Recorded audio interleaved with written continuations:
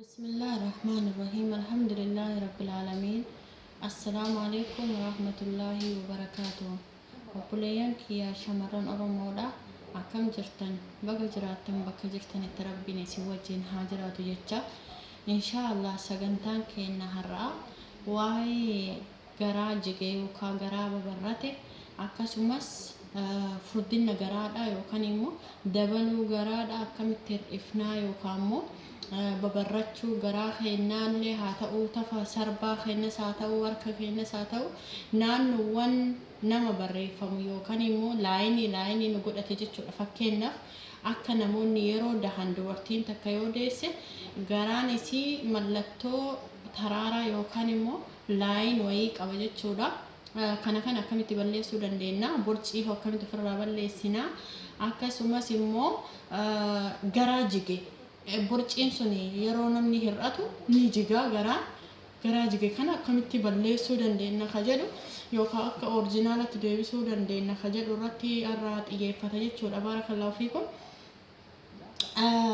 Furmaan isaa wantoota muraasa waanuma naannoo keenyatti argamu irra caalan waanuma mana keenya keessatti argamu jechuudha. Fakkeenyaaf shaayii akdarii yookaan immoo shaayii magariisa jechuun isa kana natural green tea jedha. Fakkeenyaaf isa kana jechuudha.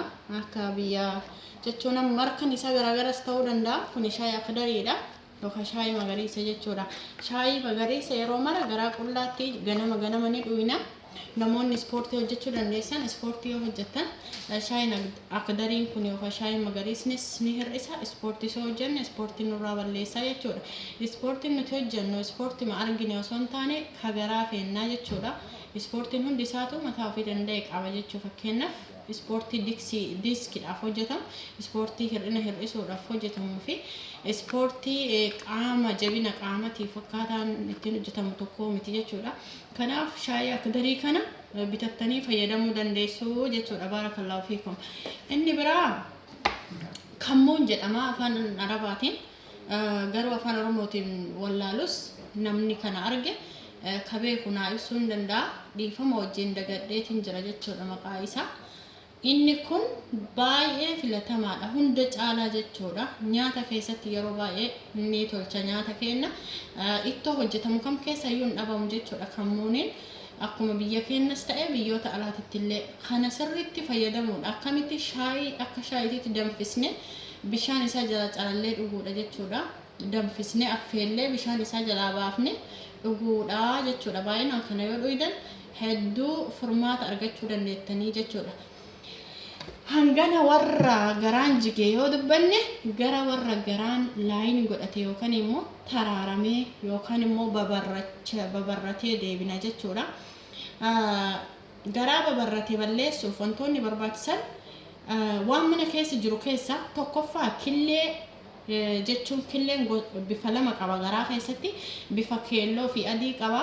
Isa keelloo osoo hin taane isa adii san yeroo baay'ee rukunnee qaama keenya naannoo babarrate san dibuudhaan balleessuu dandeenya. Inni lammaffaan zeyituunallee dibachuudha jechuudha. Akkuma zayitii kamuu dibannu yookaan dibata kamuu dibannu garaa keenya fi iddoo nu barrate san hunda dibuu qabna jechuudha. Inni lammaffaan zayitii qobbooti. Sadaffaan zayitii qobbooti. Zayitii qobboo kanallee yeroo baay'ee yoo dibanne sukkuumuudhaan jechuudha. Itti diddimnee dhiisoo osoo hin tahin naannoo babarrate san misaaji gochuudhaan jechuudha.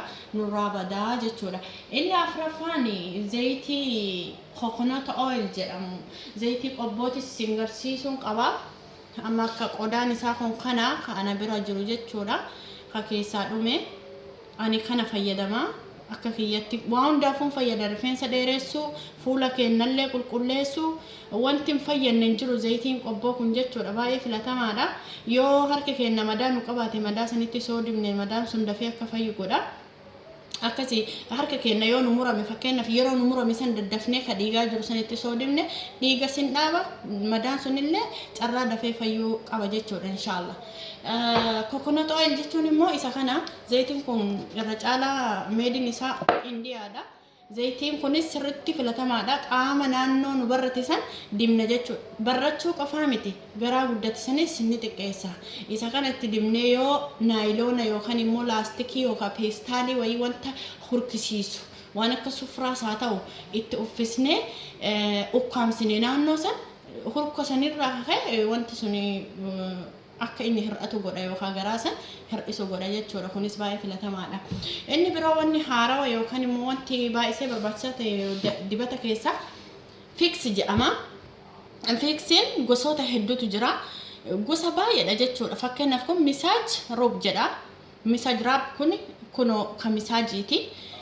Yeroo baay'ee fayyadamuudha. Inni wanti inni irraa hojjetame habba soodaa yookaan xoqraas mudii isa jedhamu sanii afaan amaariffaatiin xoqraas mudii jedhama. Isa san irraa kan hojjetamedha. Baay'ee filatamaadha. Isa kana dibdanii mallattoonni isinitti dhagahamu nama gubaa. Garuu wanta laastika ta'e yookaan immoo wanta sufraa ta'e wayii itti uffiftanii tursiistan sa'a lama ofirra jechuudha. San booda yoo dhiitan qaamni keessan sirriitti akka inni walitti deebi'u isiniif taasisa jechuudha. Baarakallaahu fiikum hedduu isin fayyada jechuudha. Kabiraa qola shunkurtii namni hin beekne hin jiru. Qolli shunkurtii isa irraa laaxame san osoo hin tahin goggogaa irraa gubbaarraa harca'u sani jechuudha. Goggogaa gubbaarraa harca'u san yoonii fi danfifnee akka shaayiititti loomii itti goonee daa'ima itti goonee garaa keessatti gadi dhuyne yeroo gabaabaa keessatti furdinna garaadhaa yookaan guddachuu garaadhaa yeroo gabaabaa keessatti hir'isa jechuudha. Qolli shunkurtiidha jechuudha. Shunkurtii kamii kan goggogee irraa harca'u san jechuudha. Baarakallaahu fiikum hundi keessan yoo fayyadamtan yeroo gabaabaa keessatti furmaata argachuu dandeettaniin isiniin ja'a. Akkasumas immoo sukkaaraa fi loomii walitti dabaltanii jechuudha. Cuunfaa sukkaaraa fi loomii walitti dabaltanii misaaj gootanii garaa keessan yoo jettan babarrachuu sanis ni balleessa. Garaa furdatillee ni qannasa yookaan immoo nu hir'isa jechuudha. Har'a barnoonni keenya hangana irratti yoo dhumatu inshaallah sagantaa biraatiin hanga walitti deebinutti nagayaan naaf jiraadhaa isin jaaladhaa isin kabajaa rabbi anaa walitti isin haa jaalatu jecha wabillahi tawfiiq. Wassalamu alaikum warahmatullahi wabarakatuh fi amanillah.